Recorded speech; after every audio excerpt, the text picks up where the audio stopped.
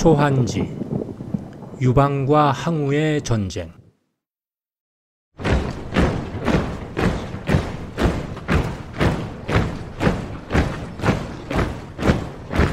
네 번째 이야기. 항량의 죽음과 항우의 등극. 패연에서 반란에 성공한 유방은 왜 대초의 수장 항량을 찾아간 것일까요? 충분히 스스로 반란 세력을 넓힐 수 있지 않았을까요? 유감스럽게도 유방에게는 그 정도의 재주와 실력이 없었습니다. 반란군을 이끈 이후부터 유방의 상황은 그야말로 최악이었습니다. 이는 유방의 근거지인 패연을 진승에게 빼앗기면서 위기가 찾아온 것입니다. 일단 반란군의 근거지가 없으니 유방은 여기저기 떠도는 신세가 되었습니다. 10,000명이 넘는 장정이 움직이려면 많은 식량과 물과 거주지가 필요했습니다. 패연이라면 어떻게 해서라도 해결할 수 있었습니다. 하지만 떠도는 신세이니 굶주릴 때가 많았습니다. 게다가 내부적으로 군대를 이끌어본 장수가 없어 유방의 반란군은 규율과 통제가 엉망이었습니다. 동네 양아치나 건달들이 모여들었으니 그야말로 오합지졸이었던 겁니다. 오합지졸이란 까마귀가 모인 것처럼 질서가 없고 규율이 없는 제멋대로의 군대를 의미합니다. 어중이 떠중이 다 섞인 무질서한 잡군을 말합니다. 유방의 반란군은 행색도 초라했고 무기도 변변치 못했습니다. 사마천의 사기에 따르면 반란군의 무기라고 해야 고작 나무로 만든 칼과 창이 대부분이었고 반란군을 상징하는 깃발조차도 기다란 작대기를 사용했다고 기록했습니다. 쇠나 청동으로 만든 칼과 창은 장수 몇 명만이 가지고 있을 정도였습니다. 그러니 유방의 반란군은 점차 의욕을 잃었습니다. 진나라를 공격한다는 대의 명분은 가소롭기만 했습니다. 그런 와중에 유방의 반란군이 굶주림을 해결하기 위해 노략질에 나선 겁니다. 이제는 정의로운 반란군이 아니라 도적무리가 되어버린 것입니다. 만일 여러분이 어느 무리의 우두머리가 되고자 하면 기본적으로 먹는 문제를 해결할 수 있어야 합니다. 서경에는 이를 이식위수라 하였습니다. 글자 그대로 풀이하면 밥이 으뜸이란 뜻입니다. 나라의 우두머리는 백성의 굶주림을 해결하는 것이 우선이란 의미로 쓰입니다. 2000년 전에 이런 말을 했다는 것이 참으로 놀라울 따름입니다. 반면에 그 무렵 대초의 수장 항량은 같은 반란군이라 해도 차원과 수준이 달랐습니다. 우선 병사의 수가 20만에 이르는 대군이었습니다. 진승이 죽은 후에는 그 수가 더 늘어났습니다. 참고로 유방의 반란군은 겨우 10,000여 명 정도였습니다. 항량은 무인 집안 출신이라 일찍부터 병법과 군대의 지휘와 통솔을 배웠습니다. 그러니 항량의 반란군은 다른 반란군과 다르게 제법 군대의 위용을 갖추고 있었습니다. 무기도 비록 진나라 관청을 습격해서 약탈한 것이지만 병사들은 쇠와 청동으로 된 무기를 지니고 있었습니다. 게다가 항량의 조카인 항우가 이끄는 돌격부대는 말을 소유한 기병이었고 잘 훈련되어 있었습니다. 항량은 대초에 왕도 세웠고 도읍도 정했습니다. 그러니 식량과 물자를 조달하기에 충분했습니다. 이는 순순히 항량의 능력이었던 겁니다. 그러니 유방뿐만 아니라 다른 반란 세력들도 소문을 듣고 항량을 흠모했던 겁니다. 어느 날 패공 유방의 부하인 소아가 말했습니다. 패공, 우리에게는 병사들의 먹을 식량이 무엇보다 급한 일입니다. 이렇게 떠돌다가는 자멸하고 말 것입니다. 하오니 항량의 군대에 합류하여 훗날을 도모하는 것이 좋겠습니다. 소환은 이전에 폐연의 물자와 살림을 도맡았던 총무관리 출신입니다. 유방의 부하 중에 가장 쓸모있는 사람이었습니다. 그는 많은 병사를 이끌기 위해서는 무엇이 필요한지를 정확히 알고 있었습니다. 그래서 유방에게 건의한 것입니다. 유방은 어쩔 수 없었습니다. 소하의 의견을 따랐습니다. 그러니 유방이 항량의 군대를 만나자 크게 기뻤던 겁니다. 마치 사막에서 오아시스를 만난 그런 느낌이었을 겁니다. 예나 지금이나 반란의 성공 여부는 전적으로 물자와 식량에 달려 있습니다. 군대가 굶주리면 망하는 것이고 군대가 배부르면 성공하는 겁니다. 유방은 식량을 노략질하자니 백성들의 원망이 두려웠고 정의를 내세워 후원받고자 하나 유방의 명성으로는 턱없이 부족했습니다. 그런데 마침 항량은 병사를 늘리는 것이 천하 대세를 결정짓는 일이라 생각했습니다. 그래서 유방을 만나자 따지고 논하고 할 것 없이 바로 받아준 것입니다. 유방은 이렇게 말했습니다. 이제 굶주릴 일은 없겠구나. 유랑하는 일도 없겠구나. 대초에 편입되었으니 제법 반란군답게 살겠구나. 유방이 항량에게 깍듯하게 절을 하고 아뢰었습니다. 폐연의 반란군 패공 유방이 아뢰옵니다. 소위는 평소 항량 장군을 흠모했습니다. 진나라를 격퇴하는 일에 저희도 참여하게 해주십시오. 저희가 앞장서겠습니다. 이렇게 해서 유방의 반란군은 항량의 대초에 편입되었습니다. 이때부터 유방의 진영은 항량의 영향을 받아 차츰 군대의 모습을 갖추었습니다. 얼마 후 진승이 죽자 유방이 항량에게 말했습니다. 사실 우리의 근거지인 폐연을 진승에게 빼앗겼습니다. 이를 탈환하고자 하니 도와주십시오. 이에 항량이 훈련된 병사 5,000명과 장수 10명을 폐연에 보냈습니다. 폐연을 점령하고 있던 진승의 부장 옹치는 항량의 반란군이라는 말에 저항하지 않고 순순히 항복했습니다. 그리고 항량의 휘하에 들었습니다. 유방은 자신을 배반한 옹치를 죽이고자 했으나 항량의 결정에 따를 수밖에 없었습니다. 이렇게 하여 유방은 폐연을 되찾았습니다. 하지만 항량 휘하에서 배신자 옹치와 한솥밥 먹는 처지가 되었습니다.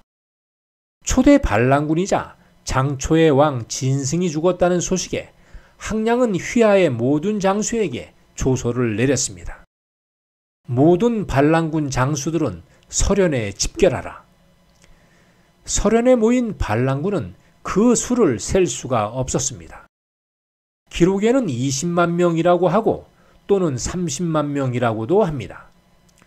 대초의 수장 항량이 대군을 이끌고 진나라의 관문인 함곡관으로 쳐들어갔습니다. 이 무렵 진나라의 권력은 승상 조고가 쥐고 있었습니다.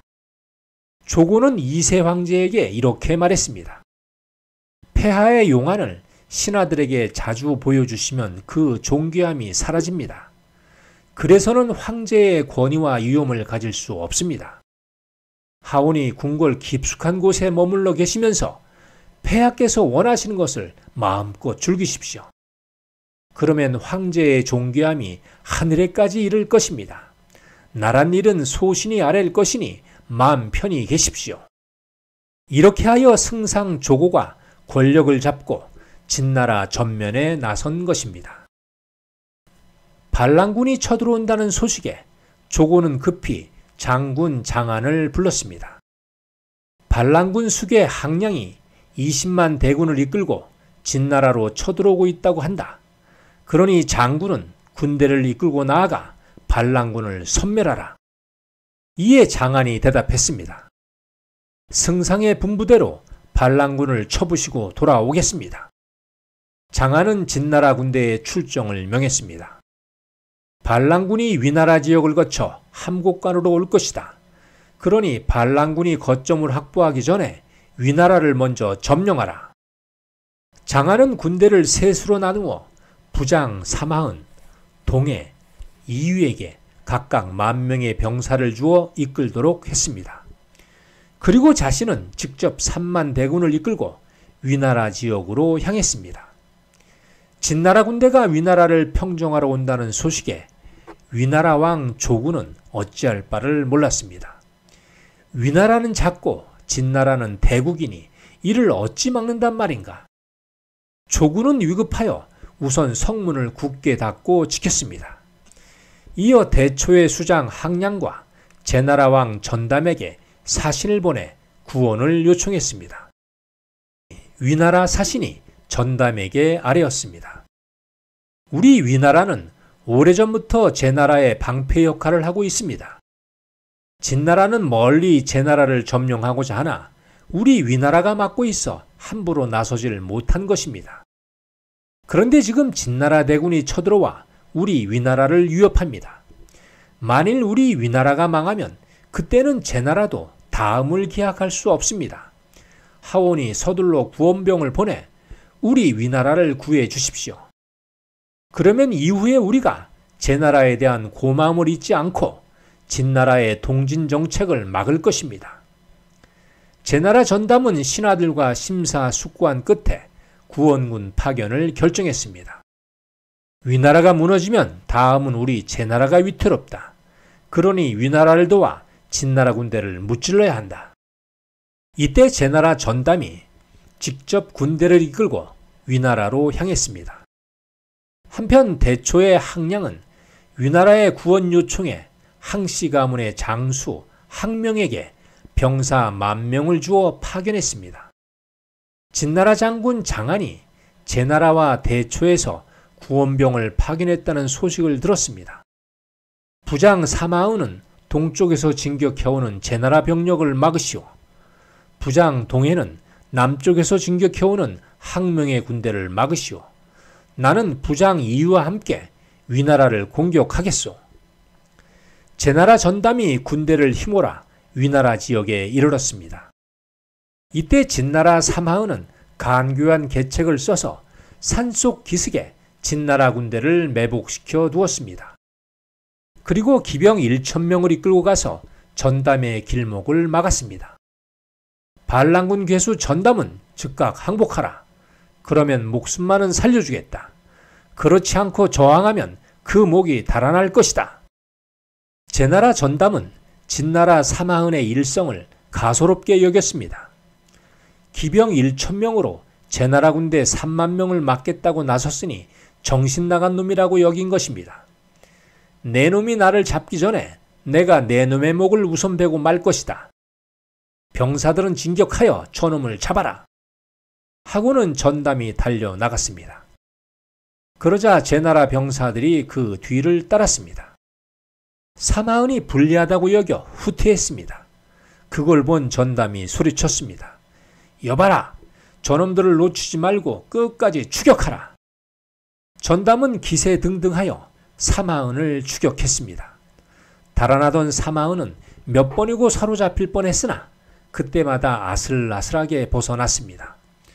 그러자 전담은 더욱 고집이 생겼습니다. 절대 놓치지 마라.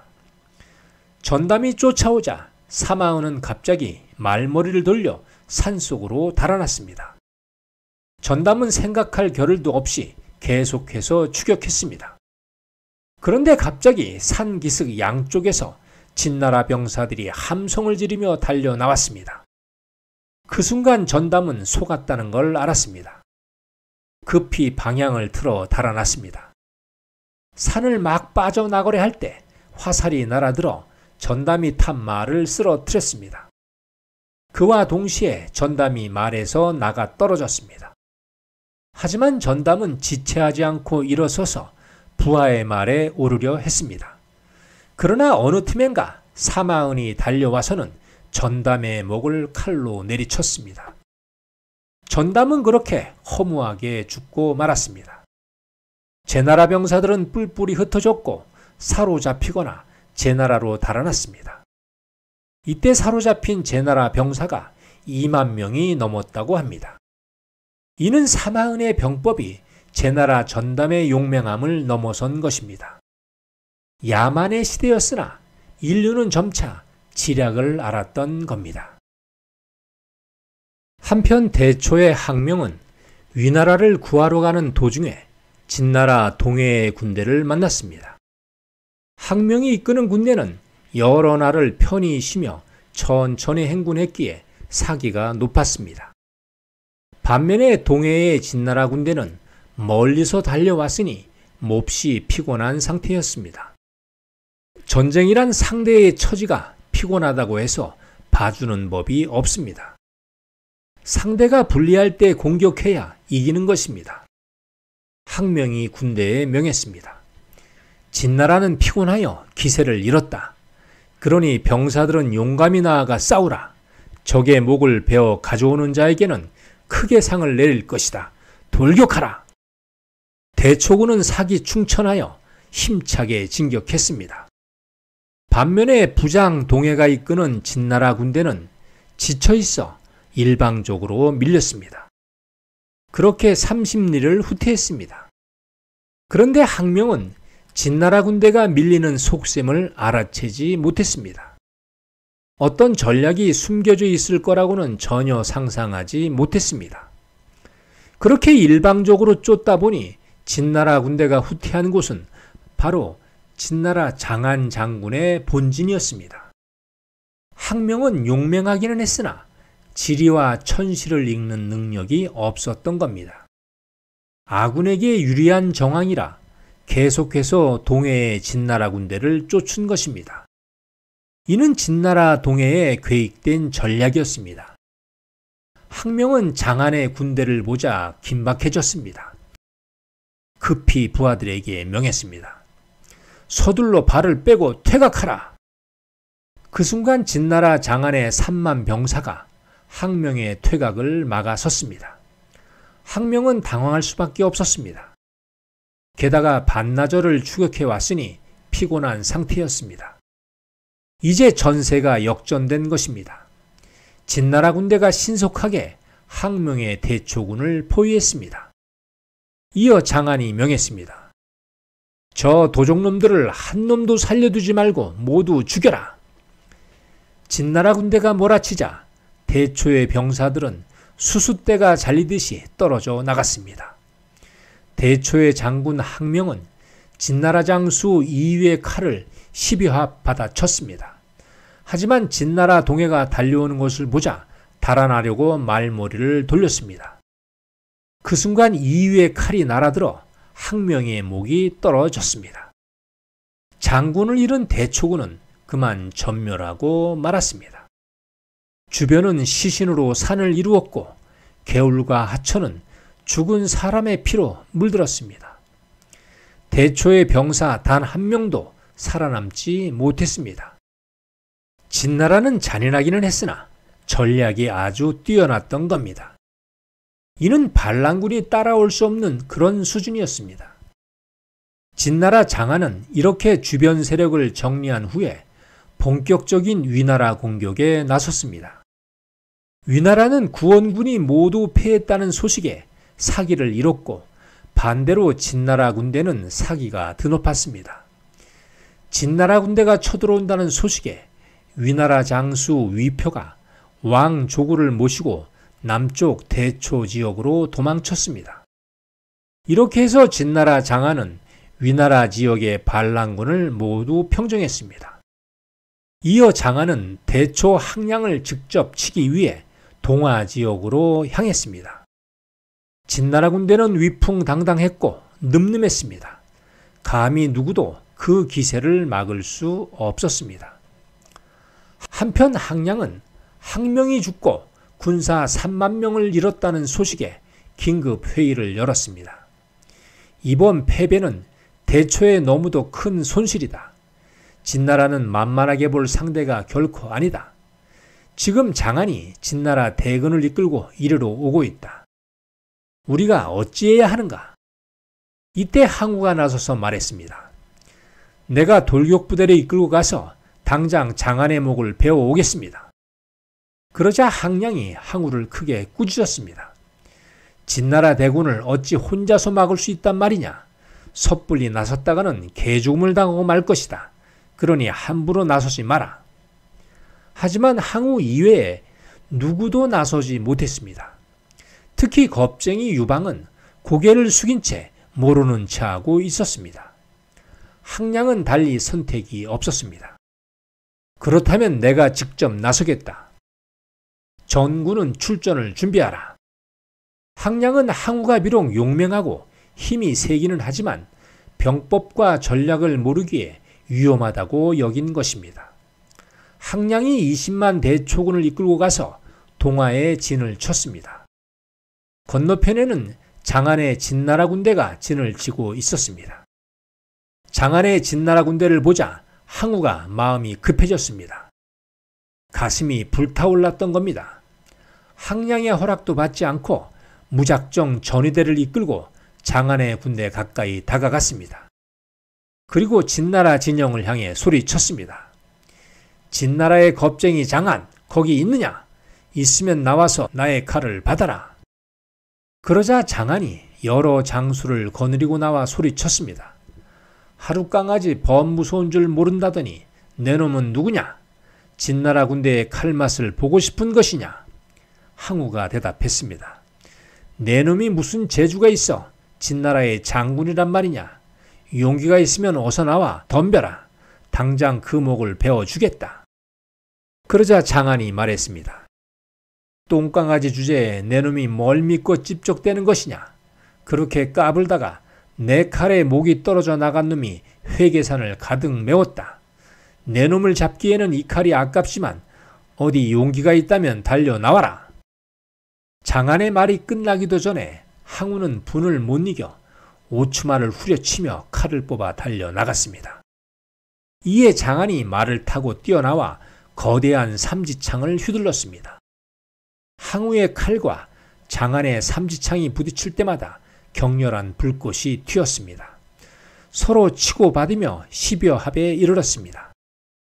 그런데 갑자기 장안이 삼지창을 어지럽게 뻗어 항우의 목을 향했습니다.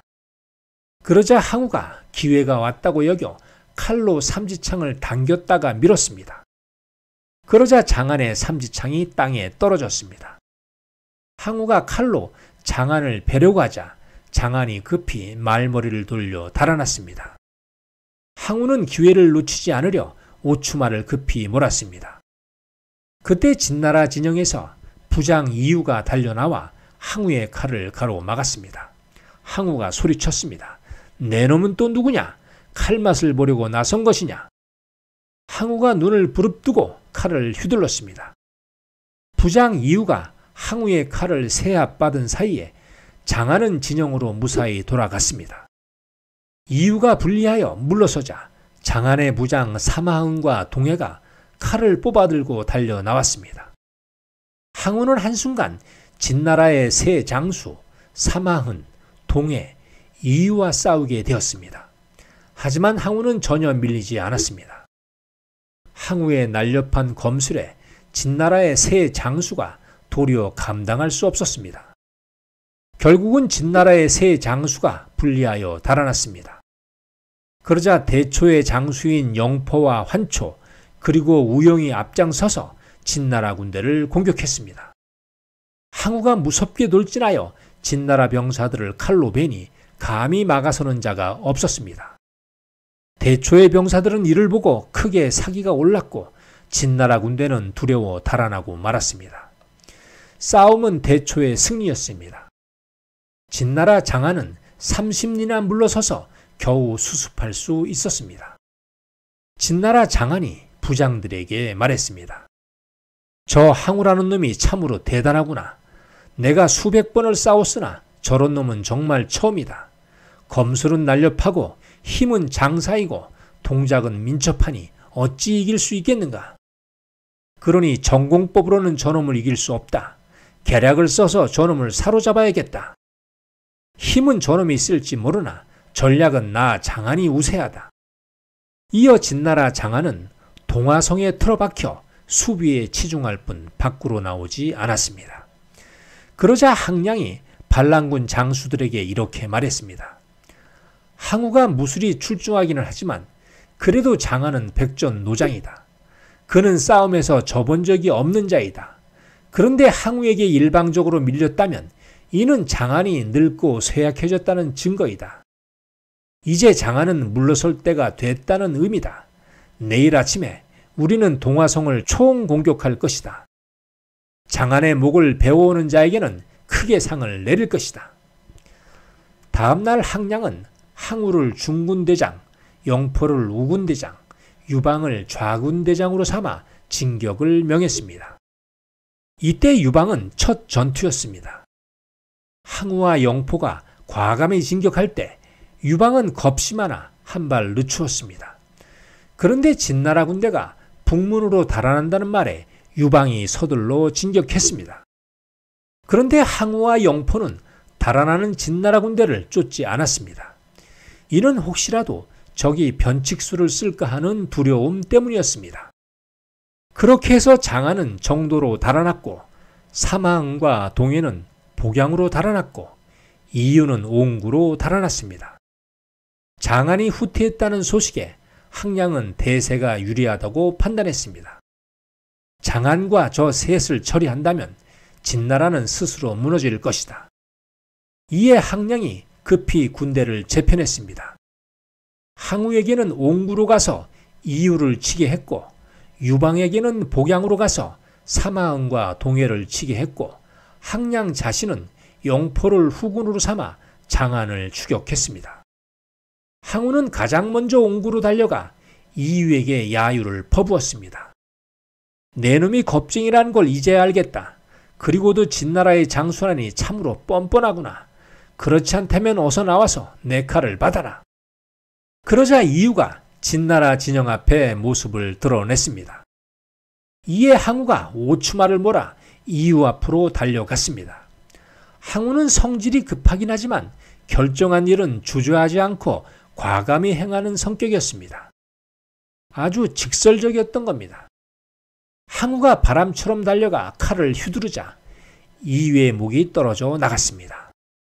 항우는 정교했고 이유는 방심한 것입니다. 군대를 통솔할 대장이 죽었으니 진나라 군대는 혼란에 휩싸였습니다. 항우가 공격을 명하자 대초의 병사들은 달아나는 진나라 병사들을 모조리 잡아 죽였습니다. 이는 항우의 잔인함을 다시 한번 보여준 것입니다. 이 소문을 들은 진나라 병사들은 항우를 크게 두려워했습니다. 하지만 반란군 진영에서는 항우를 두려워하여 멀리하는 자들이 생겼습니다. 한편 유방은 진나라 부장 사마흔을 쫓아 300리를 달려 복양에 당도했습니다. 사마흔은 유방의 반란군이 계속 쫓아오자 복양까지 후퇴한 것입니다. 이때 유방은 병법이고 전략이고 알지를 못했습니다. 그저 사마흔이 잔뜩 겁을 먹어 달아났다고 생각했습니다. 유방은 모처럼 실력을 보여줄 기회라고 여겼습니다. 적을 쫓아라. 적의 목을 베어오는 자에게는 크게 상을 내릴 것이다. 유방이 달아나는 진나라 군대를 계속 쫓으려 하자 부하 소하가 나서서 만류했습니다. 궁주에 몰린 적을 끝까지 쫓아서는 아니 됩니다. 만일 막다른 길에 몰려 적이 죽기를 각오하고 반격하면 도리어 크게 패할 수 있습니다. 혹시라도 적이 달아나는 방향에 복병을 숨겨두었을지 모릅니다. 만일 복병을 만난다면 우리가 전멸하고 말 것입니다. 상황을 살피고 다시 공격해도 늦지 않습니다. 하오니 추격을 멈추십시오. 유방은 진나라 군대를 괴멸시킬 수 있는 절호의 기회라고 생각했습니다. 하지만 복병이란 말에 그만 추격을 멈추었습니다. 소하 그대는 문간임에도 어찌 전쟁에 대해 그리 해박한 것이오. 항상 나의 부족함을 알려주니 참으로 든든하오. 유방은 복양성을 점령하고 그곳에서 반란군을 쉬게 했습니다. 이때 유행한 말이 궁구막추입니다. 궁지에 몰린 적을 모질게 대하지 말라는 뜻입니다. 달아나는 적이 막다른 길에 이르러 도리어 죽기를 각오하고 덤비면 아군이 해를 당할 수 있다는 의미로 쓰입니다. 한편 항량을 따라 나선 영포는 진나라 장안을 쫓아 정도에 이르렀습니다. 장안은 정도송에 들어가 성문을 굳게 닫았습니다. 수비에 치중하고 나와 싸우려 하지 않았습니다. 완병술로 일관한 것입니다. 완병술이란 좋은 기회를 잡기 전까지 공격을 늦추는 걸 말합니다. 그러자 반란군 영포는 정도송을 포위하고는 밤낮으로 공격을 퍼부었습니다. 심지어 장안을 비하하거나 비난하는 욕설을 퍼부어 심기를 불편하게 만들었습니다. 그래도 장안은 끔찍하지 않았습니다. 영포가 여러 날 시비를 걸었으나 장안은 아무런 대답이 없었습니다. 전쟁은 소강 상태로 접어들었습니다. 그런데 며칠 후에 반란군 수장 항량이 정도에 도착했습니다. 영포가 아무런 공격도 하지 않고 그저 성을 둘러싸고만 있는 것이었습니다. 항량이 이를 보고 영포를 질책했습니다. 지금 장안의 목숨이 우리 손에 달렸는데 어찌 공격을 멈춘 것인가? 서둘러 공격하라. 다른 진나라 군대가 오기 전에 속전속결로 끝내야 한다. 그렇지 않으면 도리어 우리가 위험해질 수 있다. 장안은 지쳤고 진나라 병사들은 사기를 잃었다. 지금 몰아치면 분명 우리가 이긴다. 항량이 공격을 명하자 영포는 주저하며 말했습니다. 장안은 진나라의 명장입니다. 또 그가 이끄는 진나라의 병사들은 용맹하고 날렵합니다. 아무리 그들이 지쳤다고 하더라도 섣불리 공격해서는 이길 수 없습니다. 그래서 기회를 엿보는 중입니다. 이는 영포가 비록 산적 출신이지만 적을 공격할 때는 항상 신중해야 한다는 걸 알고 있다는 의미입니다. 그러자 항량이 꾸짖었습니다. 군대를 통솔하는 장군이 어찌 전략이 없단 말인가? 작은 성 하나를 뺐는데 허송세월만 하고 있으니 말이 되는가? 장안은 도간에 든 쥐이다. 그러니 사다리를 만들어 성을 공격하고 화공을 써서 성 안을 불태우라. 적은 분명 항복하고 나올 것이다. 영포가 항량의 명에 따라 사다리를 걸어 성을 공격했습니다. 이어 대초군이 화공을 준비하는 찰나에 갑자기 성 안에서 진나라 병사들의 우렁찬 함성과 북과 징소리가 울려 퍼졌습니다. 그리고 불붙은 화살이 대초군을 향해 무수히 날아들었습니다. 대초군의 동향을 알아채고 진나라에서 먼저 화공을 실행한 것입니다. 영포가 이끄는 대초병사들은 이리저리 나뒹굴며 성에서 떨어졌습니다. 대초군이 우왕좌왕하는 사이에 이번에는 진나라 병사들이 돌을 퍼부었습니다. 화공과 석공으로 반란군은 크게 타격을 입었습니다. 어쩔 수 없이 영포는 성에서 철수했습니다. 항량이 이 보고를 받자 그만 분통이 터지고 말았습니다. 다 이긴 전쟁을 놓쳤도다. 조금만 빨랐으면 장안의 목을 벨 수 있었는데 참으로 아쉽구나. 항량은 물러설 것인가 다시 공격할 것인가 쉽게 결정하지 못했습니다. 고심이 깊어졌습니다. 그때 집극랑 한신이라는 자가 아뢰었습니다. 집극랑은 비서 업무를 담당하는 말단 장교를 말합니다. 지금의 대위 계급 정도라 할 수 있습니다. 장안은 우리의 허점을 노려 오늘 밤에 기습 공격할 것입니다. 그러니 우리는 그들의 기습을 기다렸다가 되치면 크게 이길 수 있습니다. 하운이 서둘러 군대를 퇴각시키고 단단히 준비하도록 명하십시오. 그러자 항량이 말했습니다. 장안은 지금 갇힌 신세다. 아마 우리가 방심하면 뒷문으로 달아날 것이다. 도망가려고 애쓰는 자가 어찌 우리를 공격한단 말인가? 알지 못하면 함부로 나서지 마라. 한신은 이내 물러나고 말았습니다. 그러자 장군 송위가 나서서 말했습니다. 병법에 이르기를 아무리 불리한 적이라도 가볍게 여기거나 무시하면 전쟁에서 패한다고 했습니다. 장안은 병법에 능한 전략가입니다. 방금 집극랑 한신이 한 말이 일리가 있습니다. 하오니 장군께서는 숙고하여 주시기 바랍니다. 평소 항량은 차분하고 심사숙고하는 편이었습니다. 그런데 이날은 달랐습니다. 이는 송이가 나서서 간섭했기에 기분이 나빴던 겁니다.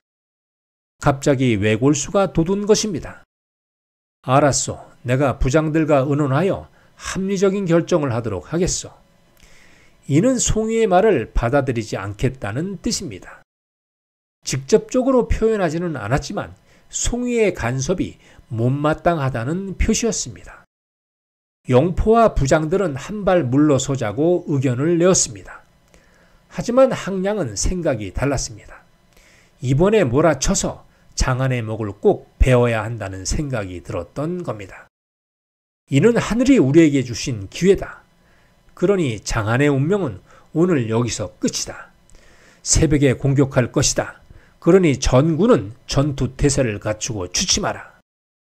이때 부장들이 영포에게 우려를 표했으나 영포는 항량 장군의 말을 따르기로 하여 이를 보고하지 않았습니다. 그날 밤 자시가 막 지났을 때 장안은 기습 공격을 단행했습니다. 대초 진영은 깊은 잠에 빠져 있었습니다. 진나라 병사들은 입에 수건을 물고 발에 풀을 감아 소리를 죽여 다가왔습니다. 그리고 대열이 모두 도착하자 진나라 병사들은 일시에 공격했습니다. 대초 병사들은 잠에 빠져 정신 차릴 겨를이 없었습니다. 그대로 창과 칼에 무수히 당하고 말았습니다. 마침 항량이 뒤숭숭하여 잠에서 깨어 일어나려 했습니다. 그 순간 진나라의 부장 손숭이 정예 병사들을 이끌고 항량의 막사로 들이닥쳤습니다. 항량이 칼을 뽑아 대항하려 했으나 이미 손숭의 칼이 번쩍하며 항량의 목을 베었습니다. 항량을 보좌하는 병사들은 싸워보지도 못하고 모두 죽임을 당했습니다. 영포가 뒤늦게 달려왔으나 진나라 병사들은 어둠 속으로 사라진 후였습니다. 간간히 어둠 속에서 격전이 있었으나 새벽이 되자 진나라 군대는 모두 사라졌습니다. 반란군 수장 항량이 죽었다는 소식에 유방이 가장 먼저 도착했습니다. 항우는 거리가 멀어 가장 늦게 도착했습니다. 항우가 땅을 치며 통곡하자 장수들이 따라서 오열했습니다. 모두가 숙연한 가운데 군사 범증이 나서서 말했습니다.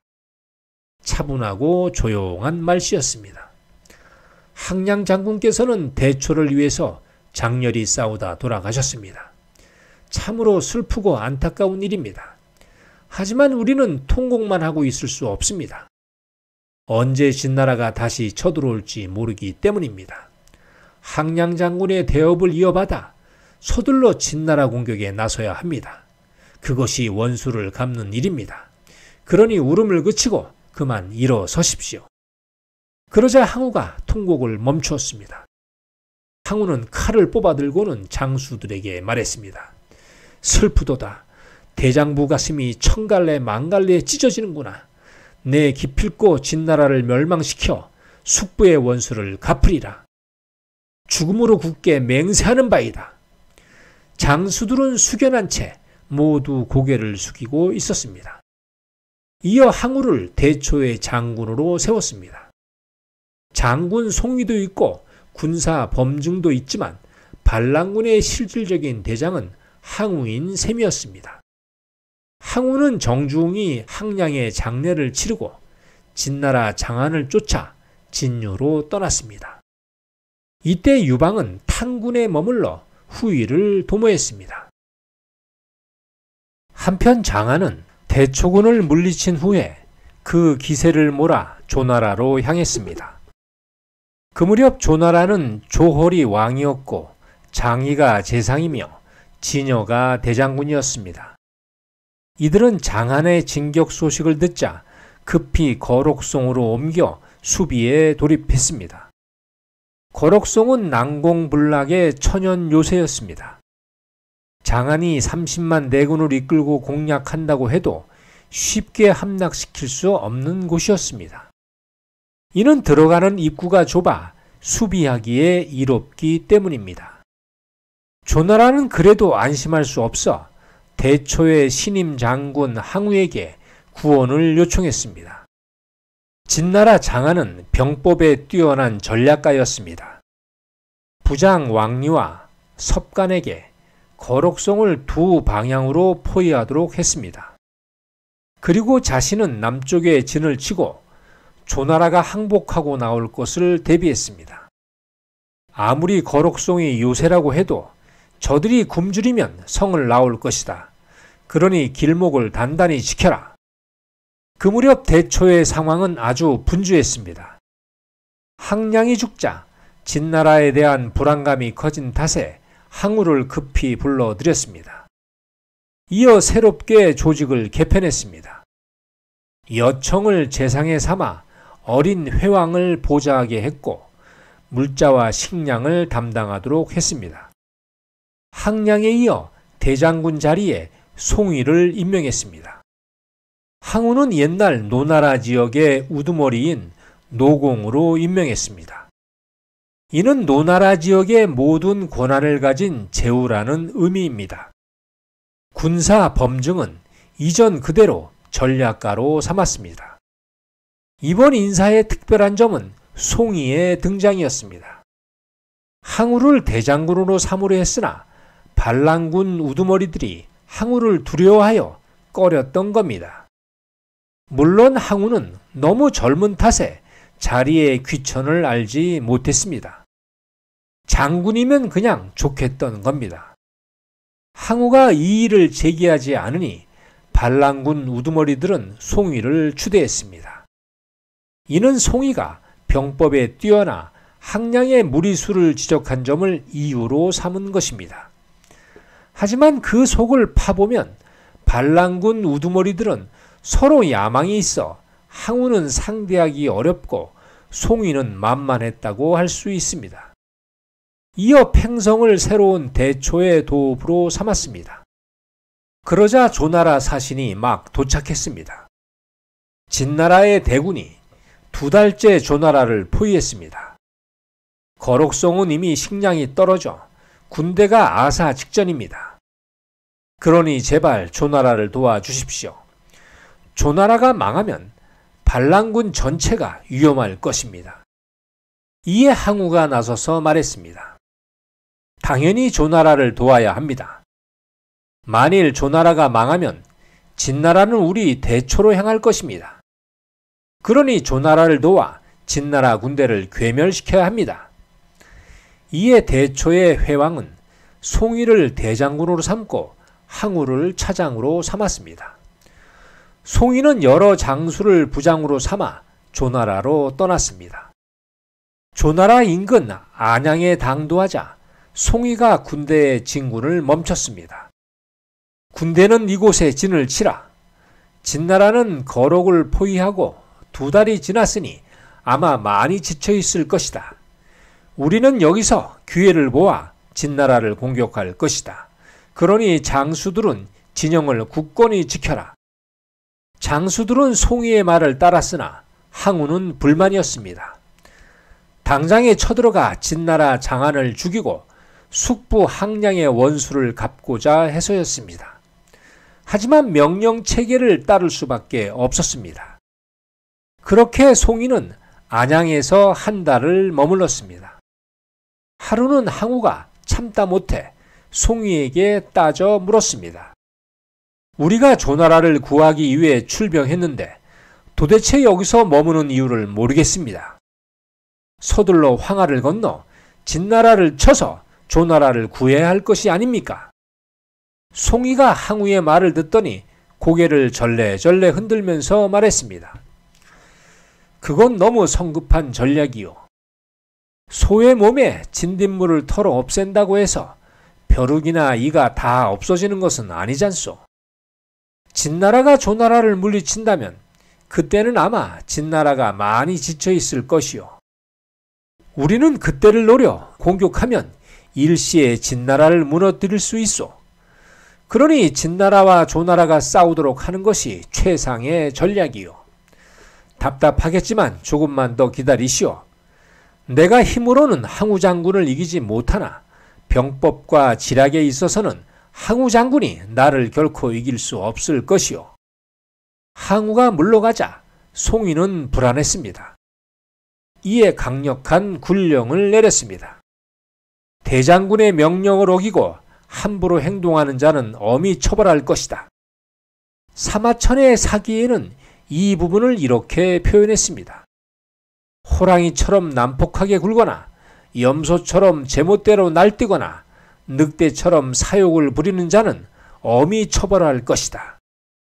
대초군이 안양에 체류한 지 2달이 되어갈 때 대장군 송이의 아들 송량이 제나라 재상에 임명되었습니다. 이는 송이가 대장군의 권력을 이용해 송량을 추천한 것입니다.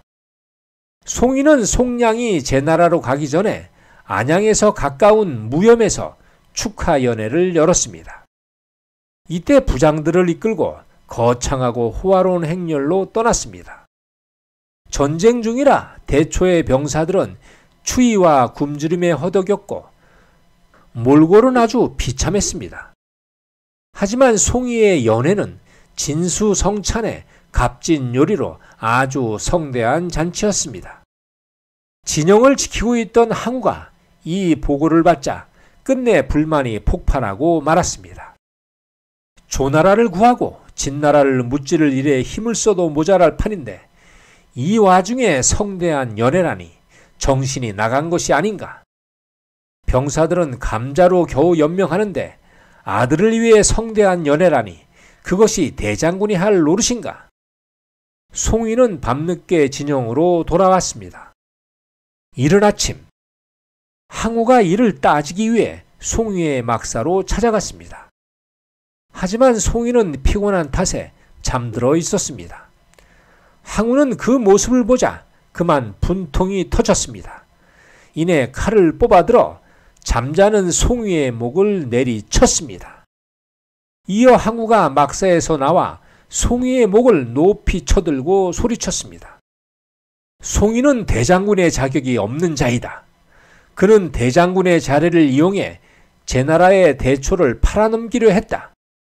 그리고 자신이 제나라 왕에 오르려는 미략을 꾸몄다.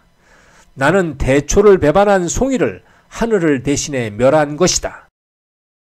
그러자 부장 종리매가 나서서 말했습니다.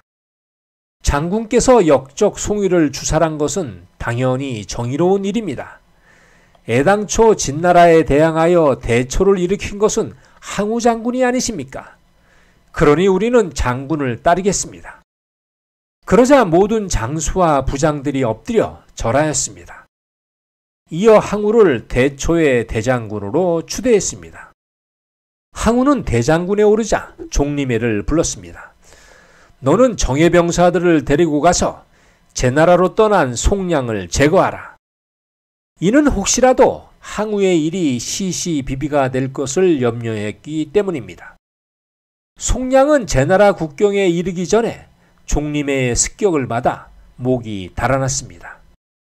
이어 항우는 환초를 대초 회왕에게 보내 송이를 주살하게 된 이유를 아뢰었습니다. 이는 회왕을 설득하려는 것이 아니라 대초 조종의 신하들에게 항우의 존재를 분명하게 알리기 위함이었습니다. 회왕은 항우를 대장군으로 임명했습니다. 이로써 항우가 역사의 무대의 주인공으로 등장한 것입니다. 항우는 영포를 선봉 장군으로 삼아 조나라를 포위한 진나라를 공격하도록 했습니다. 대초가 쳐들어온다는 소식에 진나라 장하는 전략을 짰습니다. 사마은은 황하 남쪽 강변에 진을 치고 대초가 넘어오면 그때 공격하라. 하지만 사마은이 진을 치기도 전에 영포의 대초군이 들이닥쳤습니다.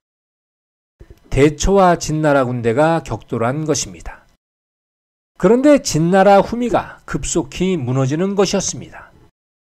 항우가 이끄는 대초군 본진이 달려온 것입니다. 나는 대초의 대장군 항우이다. 장하는 나와서 나의 칼을 받으라. 사마은은 항우라는 말에 혼비백산하여 달아났습니다. 그러자 진나라 병사들이 따라서 사방으로 흩어졌습니다. 그런데 사마은이 달아난 자리에는 진나라의 식량이 가득했습니다. 진나라 병사들이 미처 식량을 불태우지 못했던 것입니다. 항우는 그것으로 대초의 병사들을 배불리 먹였습니다. 며칠 동안 대초의 병사들은 잘 먹고 잘 쉬었습니다. 마치 평화로운 시절 같았습니다. 대초의 병사들은 이렇게 말했습니다. 우리가 이처럼 배불리 먹고 편히 쉬는 것은 모두 항우 대장군의 은혜로다. 며칠을 편히 쉰 후에 항우가 전군에 출전을 명했습니다. 대초군은 이른 새벽에 배를 타고 황하를 건넜습니다. 배에서 모두 내리자 항우가 말했습니다. 이번에는 진나라 군대를 끝장낼 것이다. 장안을 사로잡아 원수를 갚을 것이다. 그러니 우리가 타고 온 배를 강에 모두 가라앉혀라. 음식을 해먹을 가마솥을 모두 때려 부셔라. 병사들이 짊어진 막사를 모두 내버려라.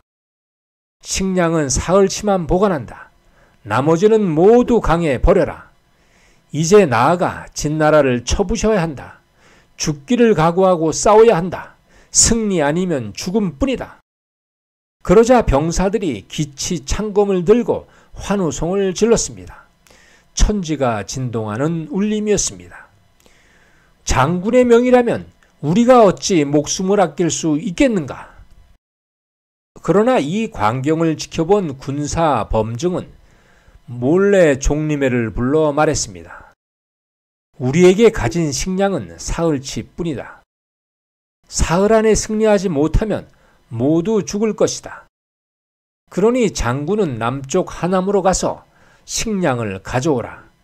우리가 사흘 만에 이긴다면 다행이지만 그렇지 않으면 하남의 식량이 대초를 구할 것이다.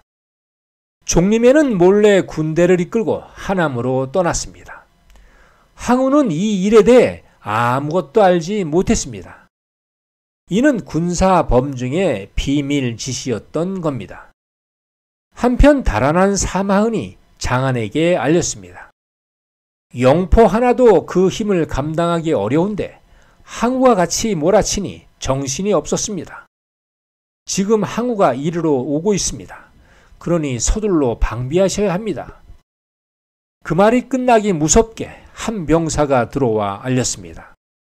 항우의 군대가 결사적으로 달려오고 있습니다. 장안은 급히 부장들을 모아 말했습니다. 항우의 기세가 등등하나 우리는 전공법으로 치지 않겠다. 우선 군대를 9으로 나누어 항우가 가까이 오면 번갈아 나가 공격한다. 그렇게 해서 항우가 우리 진영 깊숙이 들어오면 그때 일시에 공격해 몰살시킨다. 장안의 이 전략에 따라 진나라 장수들이 정해진 9지역에 진을 쳤습니다. 잠시 후 항우가 이끄는 대초군이 성남 파도처럼 밀려들었습니다.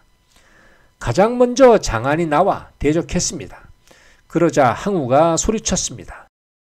이 역적놈아, 너는 내 숙부를 죽였으니 이 칼이 용서치 않을 것이다. 어찌 철천지 원수와 같은 하늘에 산단 말이냐. 이에 항우가 오추마를 몰아치 달리니 장안이 삼지창을 들고 달려 나왔습니다. 천하장사 항우와 천하맹장 장안의 일대 격전이 벌어진 것입니다. 칼과 창의 날카로운 조화가 50회나 거듭되었습니다. 하지만 장안이 견디지 못하고 급히 말머리를 돌려 달아났습니다. 항우가 바로 뒤쫓았습니다. 항우는 장안의 부장들이 차례대로 잠복하고 있는 걸 알지 못했습니다. 그저 용맹하고 대범했지 적의 전략을 읽을 정도의 지능은 아니었던 겁니다. 장안의 뒤에는 왕리, 섭간, 소각, 맹방, 한장, 이우, 장평, 왕관, 주웅 9장수가 매복하고 있었습니다. 항우가 장안을 쫓아가자 갑자기 진나라 부장 왕리가 나타나 항우를 막아섰습니다. 창을 매섭게 꺼내잡고서 항우를 향해 던졌습니다. 하지만 아쉽게도 왕리의 창은 항우의 얼굴을 살짝 지나쳤습니다. 항우가 바로 달려나가 왕리의 갑옷을 왼손으로 움켜쥐었습니다. 항우가 힘주어 당기자 왕리는 그만 말에서 떨어져 내다 꽂혔습니다. 대초군이 달려와 왕리를 사로잡았습니다. 항우는 다시 오추마의 채찍을 가하여 장안을 쫓았습니다. 이 역적놈아, 어딜 도망가느냐? 장안은 뒤도 돌아보지 않고 내달렸습니다. 점점 오추마가 장안을 따로잡고 있었습니다. 하지만 오추마가 워낙 빨라 대초의 기병들이 항우를 따르지 못했습니다. 항우는 홀로 장안의 진영에 들어선 꼴이었습니다. 그때 진나라 부장 섭관이 달려나와 항우를 가로막았습니다. 섭관의 칼이 항우를 찌르려 했으나 항우는 생각보다 날렵했습니다. 오추마에서 손을 떼어 공중에 붕 떴던 겁니다. 그와 동시에 항우의 칼이 좌우로 뻗어 섭관을 위협했습니다. 항우의 귀신 같은 칼 솜씨에 섭관은 간담이 서늘해졌습니다. 차츰 밀리기 시작하자 어느 순간 방향을 돌려 달아나고 말았습니다.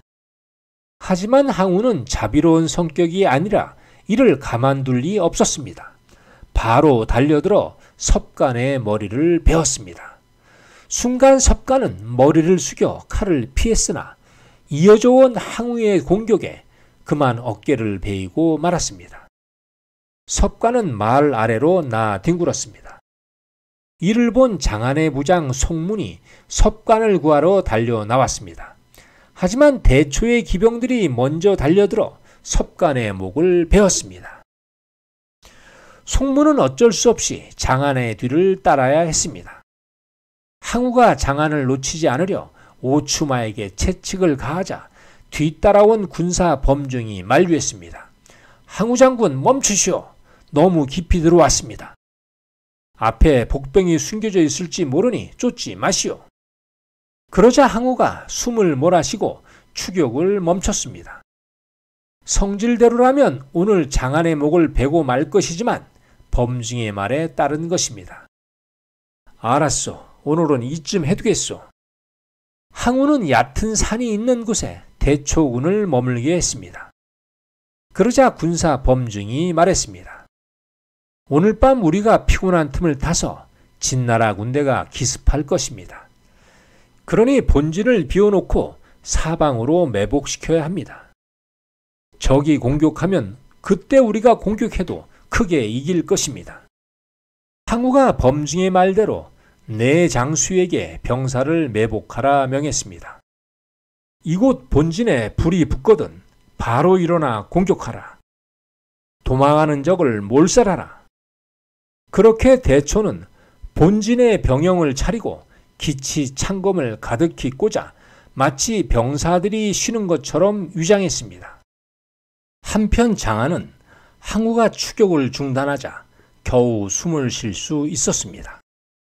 그러자 부장 소각이 나서서 말했습니다. 대초는 우리를 쫓느라 몹시 지쳐 있을 겁니다. 또 우리가 물러섰으니 아마 교만하여 우리를 가소롭게 여길 것입니다. 저들은 피곤하기도 하고 기분도 좋아 오늘 밤은 깊이 잠들 것입니다. 그러니 저들이 잠들었을 때 공격하면 크게 이길 수 있습니다. 하오니 야간 기습을 허락해 주십시오. 이에 장안이 그럴듯하다고 여겨 소각의 의견을 허락했습니다. 한밤중에 소각이 정의의 기병을 이끌고 소리를 죽여가며 대초의 본진에 당도했습니다. 본진은 깊이 잠들어 고요했습니다. 소각이 신호를 보내자 진나라 병사들이 함성을 지르며 달려들었습니다. 그런데 이게 어찌된 일인지 본진에는 한 명의 병사도 없었습니다. 소각은 자신의 계략이 틀린 것을 알자 급히 퇴각을 명했습니다. 하지만 이미 때는 늦었습니다. 사방에 매복해 있던 대초군이 일어나 진나라 군대를 공격했습니다. 소각은 달아나려 했으나 뒤에서 고함 소리가 들렸습니다. 오늘이 내놈 제삿날이다.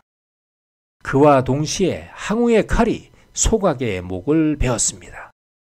진나라는 많은 병사와 무기를 잃었습니다.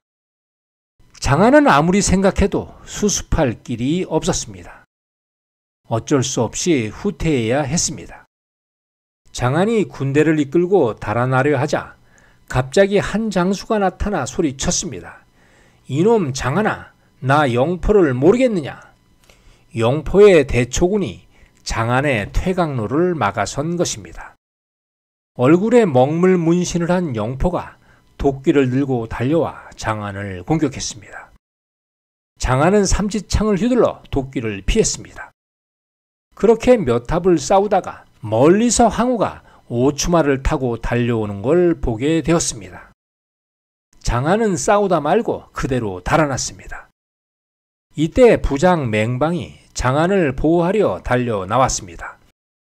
그러자 대초의 진영에서 환초가 달려나와 맹방을 찔러 죽였습니다.